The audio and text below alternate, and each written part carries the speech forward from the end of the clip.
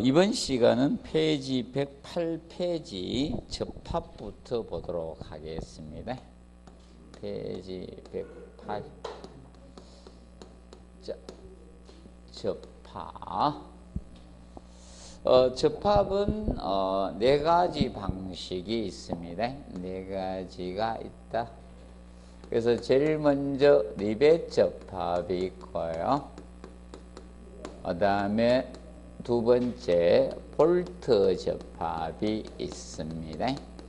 볼트 접합. 그리고 세 번째, 자, 장자는 넣어도 되고 빼도 됩니다. 고력 볼트 또는 고장력 볼트. 이 문장은 넣어도 되고 빼도 관계가 없습니다. 그리고 마지막으로 용접 접합. 이 네 가지 개념이 됩니다. 그러면 우리가 여기에서 제일 주인공은 용접입니다. 용접이 주인공이고, 그래서 쉽게 배우로 따지면 얘가 주연 배우, 고력 볼트가 조연이고, 맞지? 주연 배우, 조연 배우, 얘들은 엑스트라. 엑스트라 중에서도 의악 소리 정도 내면 리벳 접합이고, 의악 소리도 없이 막 죽는 애들은 뭐다? 볼트 접합이다. 이렇게 보시면 돼요. 그렇게 보시고 접근하시면 됩니다. 자, 일단 이 세 가지. 자, 이 세 가지의 공통점은 이 세 가지 접합의 공통점은 구멍 뚫기를 한다는 거죠. 기본적으로 구멍 뚫기가 필요해요. 그러면 구멍 뚫기를 하면 뭐가 생깁니까? 단면 결손이 생겨요. 단면 결손이 발생이 됩니다. 단면 결손이 발생되다 보니까 재료가 제작될 수가 없죠. 재료의 손실을 가져올 수 있는 것이 이 접합법이다. 기억하시면 될 것이고, 그 다음에 얘들은 부재의 두께의 제한을 받습니다. 그리고 얘들은 접합할 수 있는 부재의 총 두께의 제한을 받을 수밖에, 그립 제한을 받습니다. 접합하는 이 부재의 총 두께의 제한을 받습니다. 총 두께의 제한이 있습니다. 있다는 거. 이것은 공통점이다. 이렇게 보시면 됩니다. 자, 그러면 먼저 리벳 접합 한번 간략히 보십시오. 자, 리벳 접합은 얘가 이 전단 접합법입니다. 전단 접합. 그래서 볼트 얘도 전단 접합이에요. 둘 다 전단 접합이 되는데, 그러면 우리가 주의할 점은 이거예요. 이 전단 접합은 그것이 볼트나 리벳이 전단력을 받는다는 게, 그래서 이제 전단 접합, 이제 볼트, 자, 리벳에 대해서 한번 설명드릴게요. 그럼 여기 구멍 2개 이상 뚫었는데 하나만 뚫어서 설명해 드릴게요. 원래 2개 이상 뚫어야 되는데, 이렇게 해서 구멍을 뚫어서 리베팅을 해서 열을 가열해서 이렇게 리벳을 둥근 머리로 했다 가정합시다. 자, 이렇게 리베팅을 하게 되면요, 이때 자, 힘을 받게 되면 이 리벳이 전단력을 받아요. 그럼 리벳이 전단력을 받아요. 절단되려고 하는 힘을 받을 수밖에 없는 거예요. 전단력 받으니까 리벳 내부에는 무슨 응력이 생긴다? 전단 응력이. 리벳 내부에는 전단 응력이 생기는 거예요. 그러면 전단 응력보다 전단력이 크면 전단 파괴가 되는 게, 그래서 나중에 리벳이 파괴되도록 설계를 하면, 이것을 전단 파괴라 해요. 전단 파괴. 그리고 이 리벳하고 판하고 맞닿겠죠. 맞닿는 힘이 지압력이거든. 그래서 이 판재가 찢어지도록 설계하면, 판재가 파괴되도록 설계하면 그것을 우리가 지압파괴라 해요. 지압파괴. 지압파괴. 이렇게 잡네. 그래서 전단파괴하고 지압파괴를 잘 모르면 이렇게 공부하시면 돼요. 귀걸이를 했는데 확 잡아당겨가지고 귀걸이가 딱 부러지면 전단파괴. 귀걸이가 강해가지고 어떻게 되더라? 아이고 귀가 째졌다 그러면 뭐다? 지압파괴. 간단해요? 전단파괴하고 지압파괴는 그렇게 공부해 두시면 됩니다. 그러면 사실 리베츠 법은 전단 파괴되도록 설계되는 기본 원칙이에요. 기본 원칙은 뭘로 파괴된다? 전단 파괴, 리벳이 파괴되도록 설계하는 게 나중에 그러면 저거죠. 설계 기준, 설계 강도에서는 견뎌야 돼. 설계 강도 더 큰 힘이 왔을 때 전단 파괴되도록 설계하라 그 뜻이에요. 그래서 여러분들 있죠. 건축물이 견뎌야죠. 맞죠? 지진이 왔을 때. 근데 기준 설계하는 것보다 더 강한 지진 오면 파괴될 수밖에 없죠. 그럴 때 기둥 파괴보다 무슨 파괴? 보파괴 유도식이라고 한 거고. 누구는 하나는 파괴돼야 될 거 아닙니까? 자, 기억하시고. 그 다음에, 그래서 그 다음에 얘는 리벳을 가열해서 사용하다 보니까 무엇이다? 열을 사용하죠. 열을 사용을 합니다. 열을 사용하고, 그 다음에 얘는, 자, 리벳 접합은, 자, 우리가 알아두실 것이, 저거 됩니다. 이 소음이 그 팻마로 두들겨서 머리 모양을 만들어야 되거든. 소음이 제일 큰 것이 리벳 접합이다. 기억하시면 됩니다.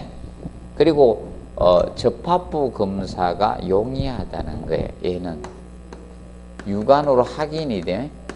접합부 검사가 용이한 것이 특징이다. 그다음에 볼트 접합은 너무 열심히 하지 마시고요. 자, 이 볼트 접합은 110페이지 보시면 나오죠. 볼트 접합. 너트 풀림이 생길 수가 있어요. 그래서 반복 하중이 많은 데서만 돼. 그래서 거기 임시 가조이면 가설 건물용이죠. 이런 데 사용이 돼요. 그래서 중요 부분에는 사용해서는 된다, 안 된다? 안 된다. 이 정도만 보시면 됩니다. 그 다음 111페이지 고력 볼트, 고장력 볼트. 자, 얘가 바로 부재간에 무슨 힘으로 전달한다? 마찰력. 얘가 부재간의 마찰력으로 힘을 전달하는 거죠. 힘을 전달하는 접합, 마찰 접합법입니다. 얘가 고장력 볼트가 마찰 접합법입니다. 제발 저거 기억하셔야 돼요. 얘는 이 고장력 볼트 접합은 얘도 구멍을 뚫어 가지고 현장에서 조립을 해야 돼요. 고장력 볼트로. 그렇기 때문에 얘도 여기에서 만약에 저것이 나오면 안 돼요. 재료가 절약된다는 문장이 나오면 안 돼요. 재료가 절약되는 것은 무슨 접합? 용접 접합이 재료를 절약할 수 있는 구멍 뚫기를 안 하니까 유일하게. 그러면 이 고장력 볼트 접합은 이걸 명심하고 얘는 전단 접합법이 아닌 무슨 접합법? 마찰 접합법. 그러면 리벳이나 볼트 접합이 전단 접합법이고 이 고장력 볼트는 무슨 접합법이다? 마찰 접합이란 거 기억하십시오. 얘는 무슨 접합?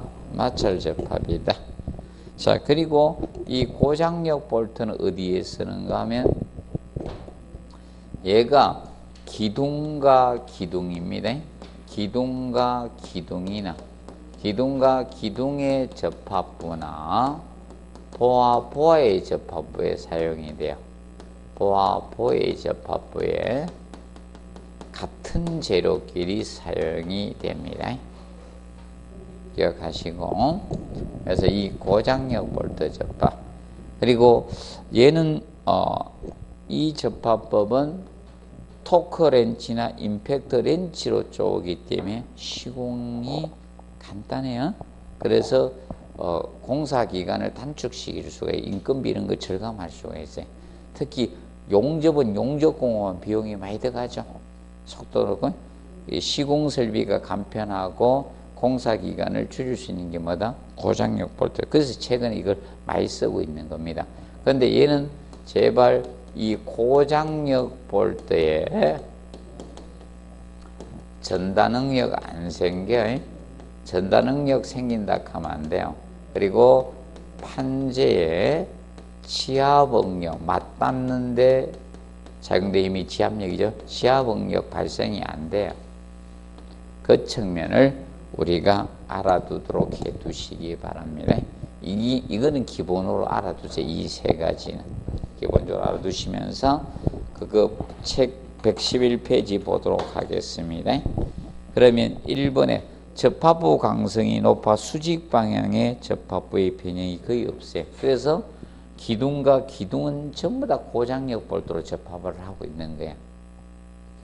그리고 2번 응력 집중이 적음으로 반복 응력에 강하며 피로 강도가 원래 반복 하중에 견딜 수 있는 강도가 피로 강도거든요. 그럼 여러분들도 지금 공부를 계속 하다 보니까 학원에 계속 나오다 반복 피로가 쌓이죠. 잘 견디면 피로 강도가 큰 거고 낮은 피로 강도가 적습니다. 그 다음에 강한 조임력은 어떤 풀림이 없고요. 그 다음에 접합한제 유효면에 하중이 적게 전달돼. 왜냐하면 얘는 부재 간의 마찰력으로 전달하는 것이지 리벳이나 볼트와 같이 걔가 분담하는 게 아니거든요. 그럼 얘는 리벳 접합은 이 리벳이 담당을 해야 되잖아. 리벳에 집중되죠. 하중이 맞죠? 얘는 리벳에 집중되는 반면에 얘는 판재를 접착해서 판재끼리 그 힘으로 전달하는 마찰력으로 전달하니까 그게 적은 겁니다. 그 다음에 현장 시공 설비가 간단하고 소음이 작습니다. 이거는 토크 렌치나 임팩트 렌치로 조우기 때문에 바로 이겁니다. 그리고 6번에 노동력 절감과 공기 단축 효과를 가져. 공기가 공사 기간을 뭐다? 공기라 했죠. 그리고 고장력 볼트의 전단응력이나 판재 지압응력이 발생한다 안 한다? 안 한다는 점 기억을 해 두시고, 그럼 전단응력 지압응력 생기는 건 이게 전단접합법이 생기는 거예요. 전단응력에 지압하기에는 무슨 접합법이? 전단접합법에서 전단응력 지압응력이 생기는 거예요. 그래서 아까 했죠. 리벳이 파괴되면 무슨 파괴? 전단 파괴. 그래서 기골이 생각하면 되나? 기골이가 파괴되면 전단 파괴. 자, 그리고 112페이지 보면 시공시 주의사항이 나온다. 3번 체크하시고, 마찰면 상태는, 자, 마찰력이 좋기 위해서 마찰면에 들뜬 녹이 있으면 제거해야 돼요. 자, 처음에 녹이 있으면요, 무슨 색깔인가 하면요, 붉은색이에요. 이게 오래되면 무슨 색깔로 바뀐다? 검정 색깔로 바뀌는 거예요. 우리도 이제 저거락하죠. 이제 얼굴에 무슨 꽃이 피면 이제 죽을 때가 다 돼간다 해요.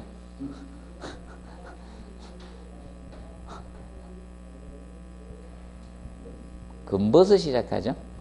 맞죠? 금버섯이라 보통 하죠. 죽음의 꽃이라 하죠. 저승꽃이라 합니까? 그래서 이겁니다. 녹도요, 초반에 들면 약간 붉은색을 띠다가 오래되면 뭐다? 검정, 들뜬 녹은 제거해야 돼. 그리고 이제 거기 보시면 오개방체에서 붉은 녹이 발생한 상태에서 하라. 붉은 녹이 미끄럼 계수가 0.45 이상 확보가 되는 거거든요.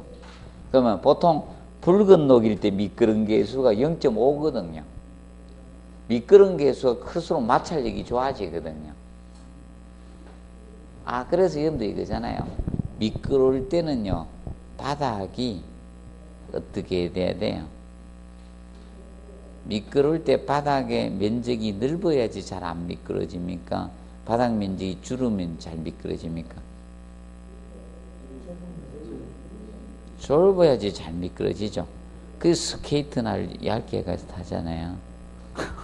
맞죠?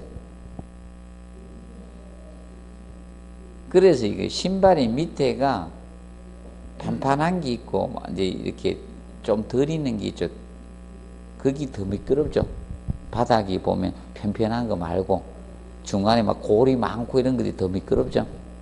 얼음이 이런데 미끌미끌한 데서. 맞죠? 표면직이 줄어드니까.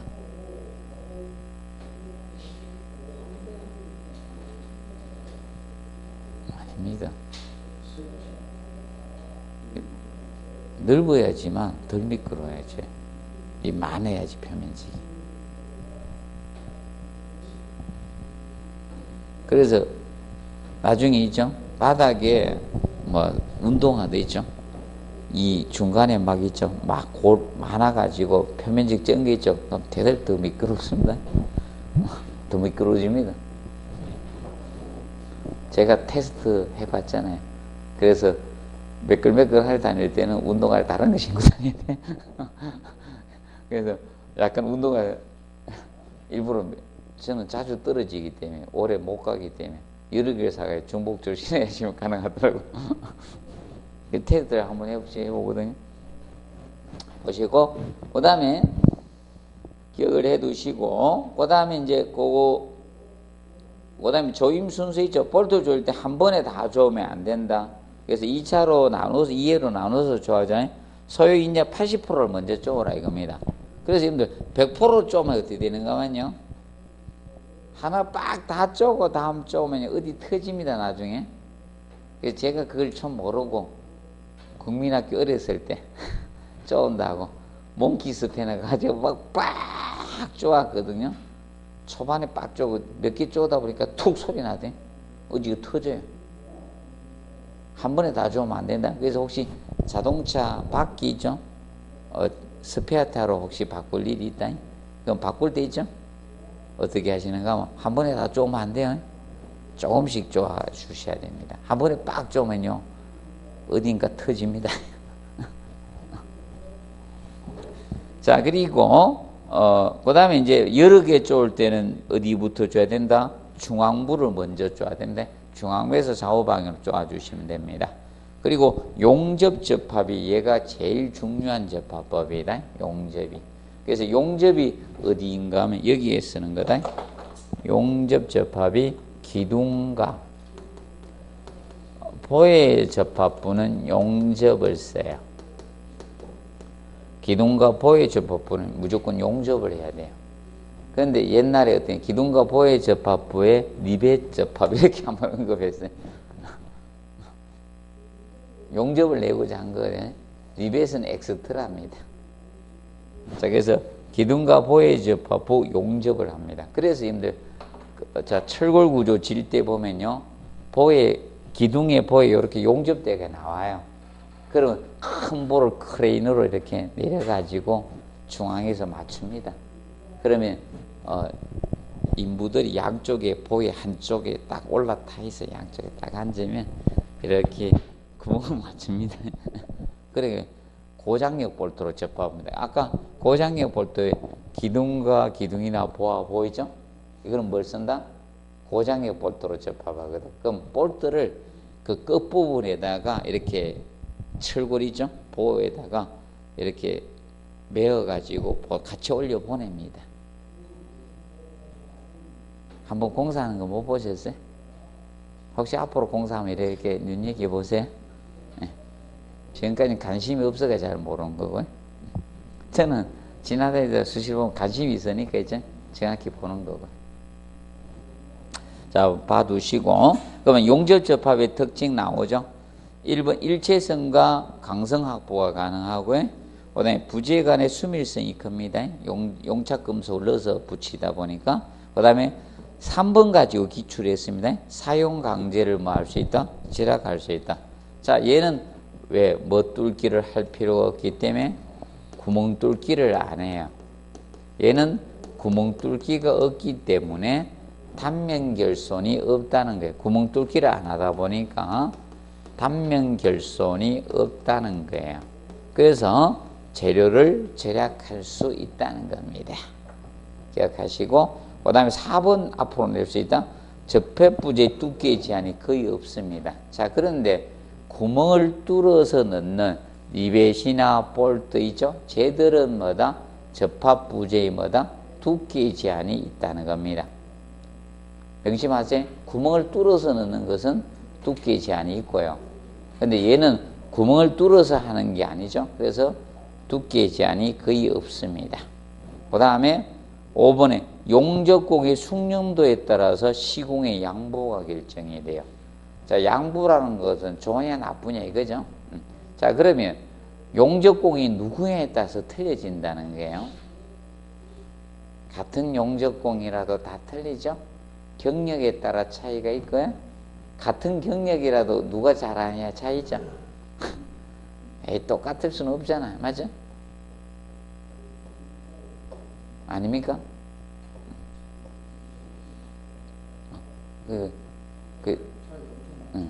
그리고 이제 주택관리사 선생님들도 다 사라졌어요. 몇 분 안 남아있어요. 새로운 이름이 안 들어와요. 그래서 제가 항상 막내를 했어요. 더 이상 들어오지 않습니다. 시장도 좁고. 제가 20대도 막내를 하다가 지금도 가면 맨날 막내입니다. 선생님들 중에 제가 제일 나이가 어린데요. 어느 학원에 가면 내가 맨날 막내입니다. 그래서 맨날 내가 서포트 해야 되죠. 보시고 몰래 제가 막내더라고요. 어제도 막내였고 오늘도 막내고 여기 학원에 자, 그리고 이제 검사법이 어떻게 어렵습니다. 검사법이 체크하세요. 무슨 법이? 검사법이 어렵습니다. 자, 왜 그런가 하면 얘는 검사법이 용이한 건 아까 누가 용이하다 했어요? 리벳이죠. 리벳은 열을 가해서 때려서 만들다 보니까 불량은 눈에 보여요. 그런데 용접은 내부 결함이 많은 거예요. 사나무 보면 이게 얼굴에 표정이 다 나타나는 사람은 리벳 접합이고 얼굴에 표정이 전혀 없는 사람도 있죠. 어떤지 맞죠? 모르는 사람도 있잖아. 그래 간혹가다 그죠? 저는 멍 때리고 있으면 화난 사람처럼 보이거든. 내가 화난 게 아닌데 내가 간혹가다 이래 멍 때리고 있으면 뭐 화났어 이래 자꾸 여기서 그래 화났는데 나 잠시 어디 집중하고 있어 멍 때리고 있으면 화났다 그래 사람들이. 자, 보시고 그 다음에 검사법이 어렵습니다. 그리고 응력 집중에 민감합니다. 용접 접합은. 그리고 용접 형식 분류에서 맞댄 용접, 이것을 시방서에서는 뭐라고 한다? 맞대기 용접, 맞대기 용접이라고도 하고, 그 다음에 영어로는 그루브 용접이라고 합니다. 무슨 용접? 그루브 용접이라고도 합니다. 올해부터는 알아두세요. 그루브 용접이라고. 올해부터는 그루브 용접이라고 알아두세요. 자, 그래서 우리가 알아두실 때 용접은 올해도 한 문제 정도는 나오는데 올해는 종합이 될 가능성이 높지 않겠느냐 이래 봅니다. 종합 쪽. 용어 쪽을 다룰지는 모르겠지만 일단 종합 쪽을 다룰 가능성이 높지 않겠느냐 보십시오. 그러면 먼저 맞댄 용접을 우리가 맞대기 용접, 이 그루브 용접을 보시면 두 부재 사이에 무엇을 홈을 둬가지고 홈을 만들어서 그 홈에다가 용착금속을 채워 넣어서 우리가 용접을 하는 것이 맞대기예요. 그러면 두 부재를 서로 맞대면 잘 안 들어가니까 여기에다 뭐를 만든다? 홈을 이렇게 만드는 거라겠죠? 홈을 만들어서 여기다 채워 넣게 됩니다. 그럼 이 홈을 무엇이라 했어요? 홈을 그루브, 이게 그루브다. 홈, 개선 또는 앞벌림이라고 해서 앞을 벌리는 앞벌림이다 라고 했죠. 그러면 여기에다가 이 밑부분을 무엇이라 했어요? 루트라고 했고요. 무엇이다? 루트. 루트입니다. 루트라고 했고, 여기에다가 채워 넣는데 용착금속을 채워 넣어야 여기다가 채워 넣게 되는데, 그냥 채워 넣으면 다 흘러내린다. 그래서 이 밑부분에다가 대어주는 거, 이걸 뭐라고 했어요? 뒷댐제라고 했죠. 이것을 뒷댐제, 용착금속의 용락을 방지해서 루트 관계 밑부분에다 대어주는 이것을 뒷댐제라고 했습니다. 뒷댐제. 그러니까 뒷댐제를 이때 여기에서 이까지 이것을 유효 목두께라고 하죠.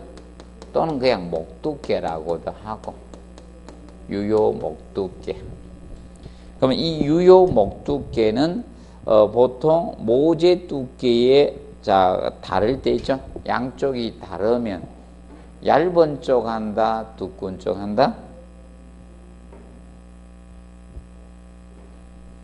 철근도 굵은 철근하고 가는 철근을 이용을 하면 가는 철근이다, 굵은 철근이다?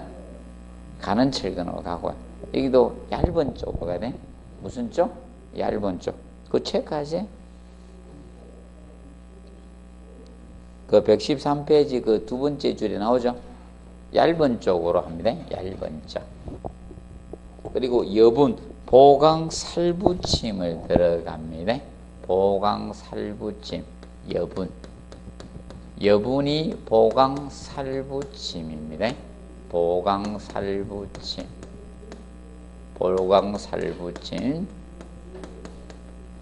그래서 보강 살붙임은 그 1번 해놨죠? 판 두께의 얼마? 10분의 1. 그게 몇 퍼센트 이내다? 10% 이내다는 거죠. 맞죠? 퍼센트로 공부해 놓으세요. 자, 판 두께, 모재 두께, 판 두께 몇 프로야? 10% 이하. 10분의 1 이하니까 10% 이하로 하라. 또는 1.5mm 이하로 하라. 근데 시방서에는 이것만 규정하고 있어요. 10분의 1. 시방서상은 혹시 나오면 10% 이하가 돼야 된다. 10% 이하. 그리고 그 뒷댐제 용어 알아두세요. 무슨데? 뒷댐제.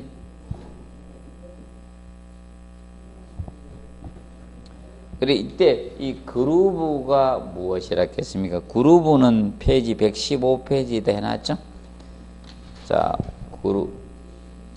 그루브는 6번에 해놨습니다. 6번에. 자, 용접에서 접하는 두 개의 부재에서 용착금속을 채워 넣는 홈을 뭐다? 그루브라고 했고, 근데 저거 3번의 스캘럽하고 헷갈리면 안 됩니다. 스캘럽은 용접선의 교차를 피하기 위해서 한쪽의 부재에 설치한 홈이 뭐다? 스캘럽. 자, 스캘럽은 보통 모살 용접에서 생겨요. 펠렛 용접에서. 모살 용접을 펠렛 용접이라고도 하는데, 자, 모서리에 살 붙이는 용접이에요. 이 부분을 용접을 한다는 게 여기 용접하면 이렇게 용접을 해서 나가겠다는 게 이런 식으로. 그러면 여기에 이제 용접하는 거, 이게 모살 용접인데, 이 부분이 모살 용접인데, 문제가 여기에 다른 부재가 여기 하나 더 온다는 게, 여기서 이렇게 다른 부재가 오면 여기 용접선하고 여기 용접선하고 교차해 버리잖아요. 그러면 이 용접선을 통과시키겠다. 입체적으로 만들겠다. 그럼 여기에다 뭐를 뚫어놓는다? 미리 홈을 이렇게 뚫어놓는 거예요. 이 판재. 판을 뚫어놓으면 이 용접선이 그냥 지나가면 되겠죠. 맞죠? 맞죠? 쭉 지나가고 여기 요렇게 용접해버리면 되잖아요. 그러면 용접선의 교차를 방지하기 위해서 한쪽 부재에 설치한 이 홈, 이거는 뭐다? 이게 스캘럽이라는 게. 이게 스캘럽이고. 요거는 모살 용접, 펠렛 용접에서 생기는 게. 이게 모살 용접입니다. 모살 용접에서 용접선의 교차를 방지하기 위해서 설치하는 게, 이거는 스캘럽이고 혼돈하지 않도록 좀 주의하십시오. 그리고 4번에 가우징 나오죠. 금속판이나 면에 홈을 파는 거예요.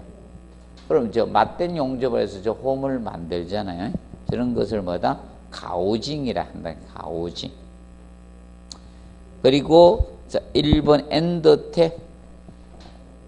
엔드가 끝이 엔드잖아. 우리 뭐 저 영화 끝나고 나서 the end 쓰지? 맞지? 끝 쓰잖아. 영화 맞지? 외국에 끝나.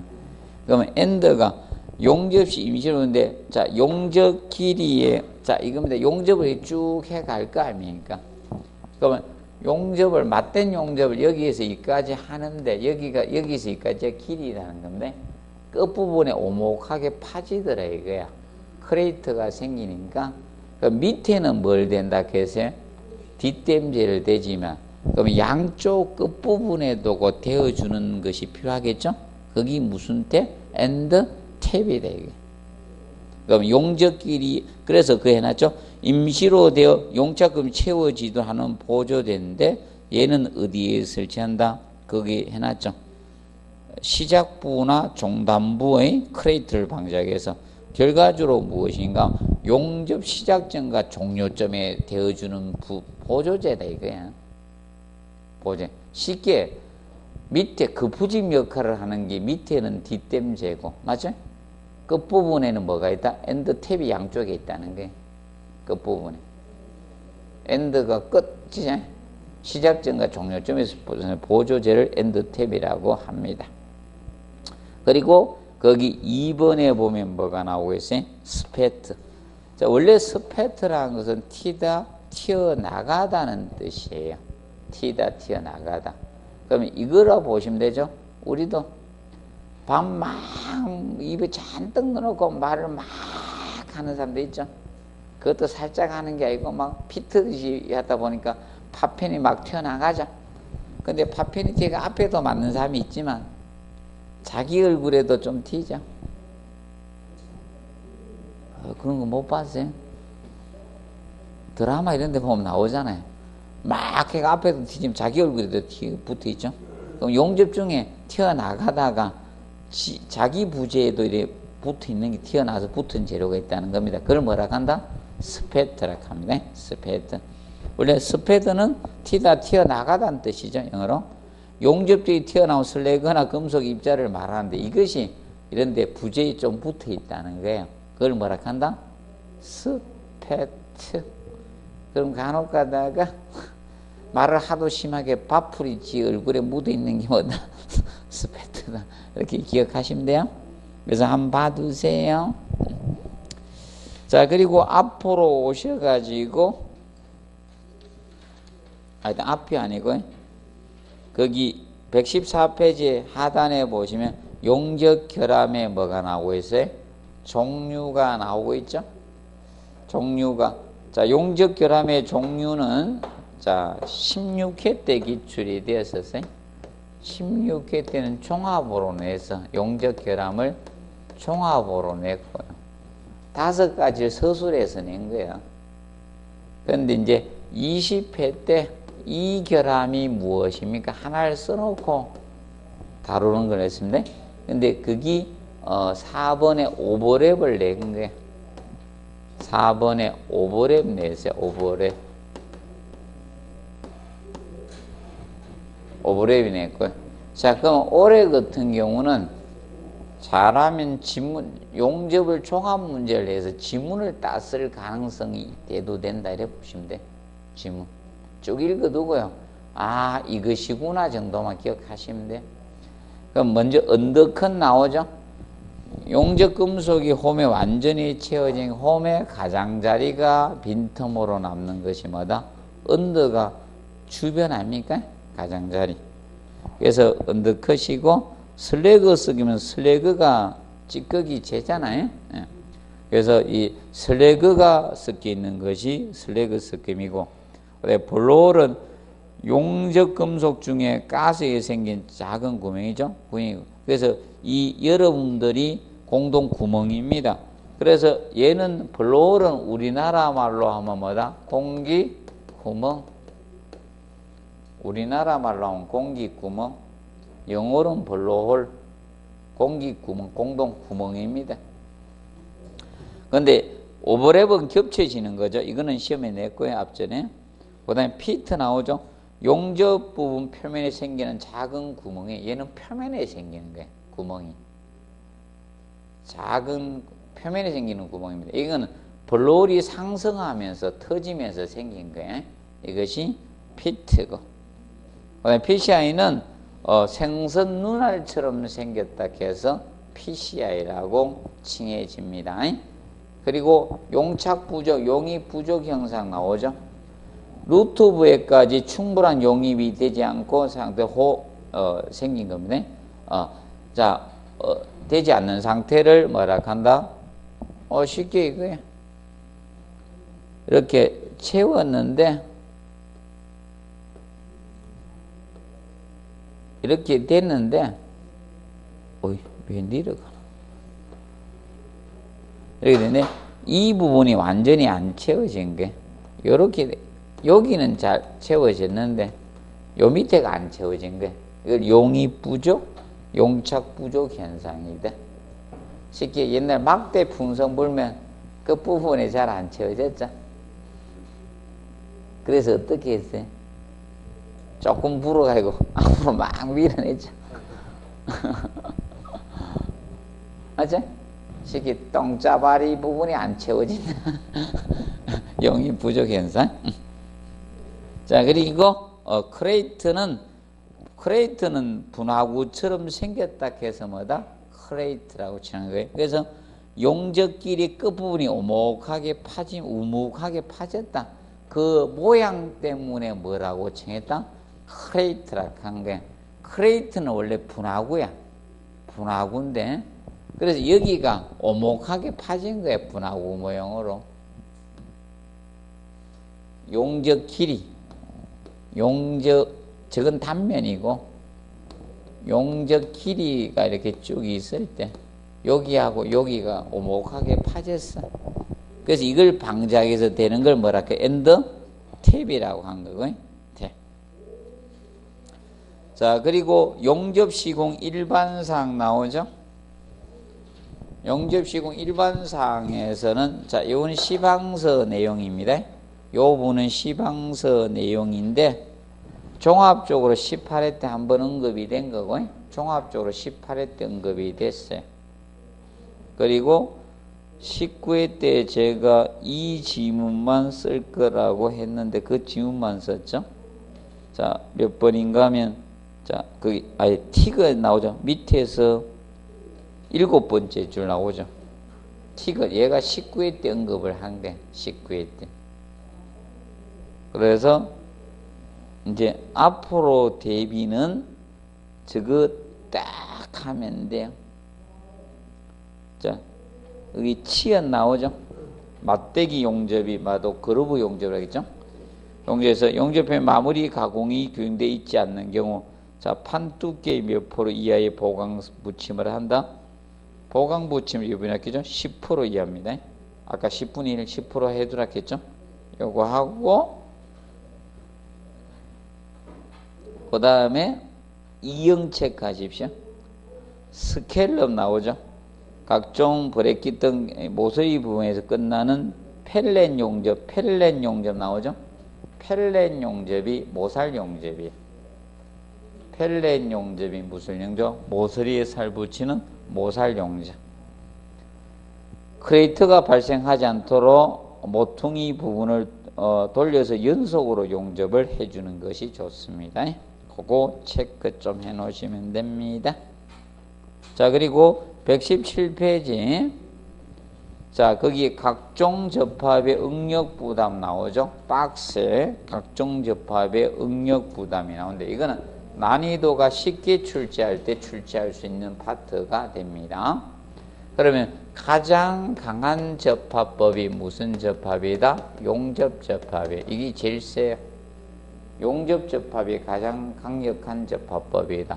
그 다음이 고장력 볼트 접합하고 누구하고 동격이다? 리벳 접합이 동격이에요. 이 두 가지 접합이 동격이고요. 가장 약한 것이 볼트 접합입니다. 자, 그러면 한 곳에서 다 병용 가장 강한 접합법이 다 부담을 하는 게 접합법. 그래서 이거 기억하면 돼요. 사장님이 회식에 참여하면 누가 써야 돼요? 사장님이 써야 되죠. 신입사원이 쓸까요? 맞죠? 사장님이 없어지면 그 다음도 본분이 써야 되죠. 그래서 기본적 접합은 이렇게 간다. 그런데 각각만 주의하면 된다. 각각만. 각각 할 수 있는 게 거기 보시면 기억 나오죠? 리벳과 고력 볼트는 동격이라 했죠. 리벳과 고력 볼트는 병용할 때는 누가 담당한다? 그 위에 기억 체크하시고 박스 각종 접합의 응력 부담이 있죠. 각종 접합의 응력 부담이 있죠. 세 번째 칸에 기억. 리벳과 고력 볼트 병용 시는 각각 부담합니다. 그리고 리얼에 보시면 용접과 고력 볼트는 당연히 누가 강해요? 용접이 강하죠? 용접이 다 부담하지만 마지막 비업 보시면 단 고력 볼트를 먼저 체결한 후에 용접 시는 어떻게? 각각 부담을 합니다. 각각 부담하는 것을 좀 주의 깊게 보시면 되겠습니다. 그리고 접합 일반에서는 리언 체크, 리벳, 볼트, 고력 볼트는 최소 몇 개 이상 배치해야 된다? 최소 배치기는 2개요. 2개. 자, 그리고 넘어갑니다. 용접부 비파괴 시험이 있죠. 이것이 자, 초음파 탐상법이 19회 때 냈던 게 초음파 탐상법이 19회 때 기출됐습니다. 그래서 20회 때 없는 거고 올해도 없을 가능성이 높습니다. 올해도 없을 가능성이 높습니다. 혹시 나오면 2번이나 3번으로 갈 가능성이 있지만 아무래도 쉽게 올해는 잘하면 종류를 낼 수가 있어요. 비파이건 종류. 종류만 보세요. 초음파 탐상법, 방사선 투과법, 자기분말 탐상법, 침투 탐상법. 방사선만 투과하고 탐상이 들어가네요. 맞죠? 방사선은 투과하고 맞죠? 나머지는 뭐다? 탐상법이 들어가요. 혹시 찾으라 하면 다음 중 용접부 비파괴 검사 방법이 아닌 것은 이렇게 낼 수 있어요. 그러면 탐상하고 방사선 투과법을 제한 나머지를 찾으면 돼? 뭐가 들어가면 된다? 탐상. 아, 다 못 외웠거든. 탐상, 방사선 투과 이렇게 배우면 돼. 자, 그리고 119페이지 도장 및 도금은 이거는 18회 때 냈어요. 18회 때 1번 가지고 장난친 거야. 그 질량비인데 용접비 해가 낸 거야. 용접비 1번에 있죠. 무조건 도장은 어디서나 무조건 무슨 비? 질량비. 자, 그래서 이런데 제가 화장품 팔 때 무게로 팔죠. 무게로 팔죠. 몇 밀리리터 들으니 맞죠? 화장품을 부피로 팔아요?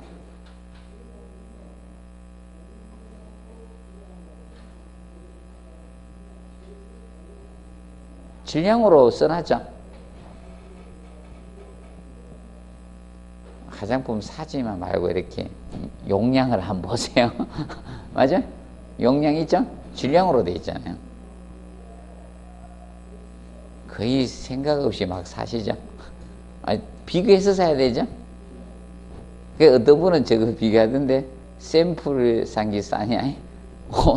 정품으로 산 게 싸냐? 이러면서 또 샘플을 사가 일일이 그 병에 다 넣어보고 그래야 돼.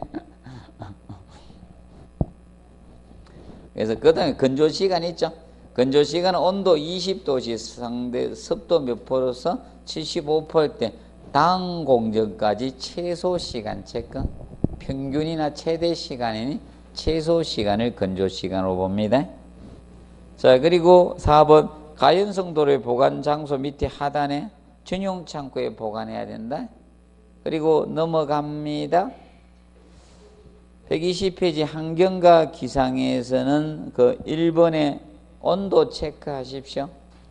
7번 환경과 기상에서 온도 기온이 몇 도시? 5도씨 미만, 43도씨 고온, 상대습도 몇 퍼센트?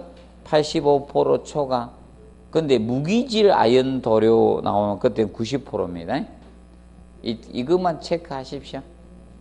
온도, 저온은 5도씨 미만, 고온은 몇 도씨? 43도씨 이상, 상대습도 조건 안 좋으면 몇 퍼센트? 85% 초과시. 작업하지 마라 이게. 자, 그리고 121페이지 보를 보도록 하겠습니다. 보. 자, 보에서 자, 현강보. 자, 이 현강보는 I 현강이나 H 현강이죠. H 현강을 직접 보로 활용하는 것이 무슨 보? 현강보 개념이 되는 거예요. 현강보. 그럼 이 현강보는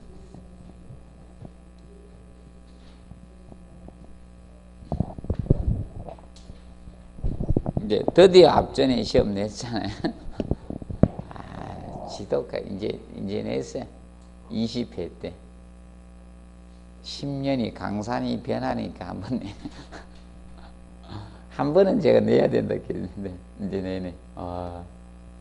이 가지고 낸 겁니다. 현강보가 있을 때 그러면 상하의 날개처럼 내민 부분 이것을 뭐라고 칭한다? 이게 무엇이다? 프렌지.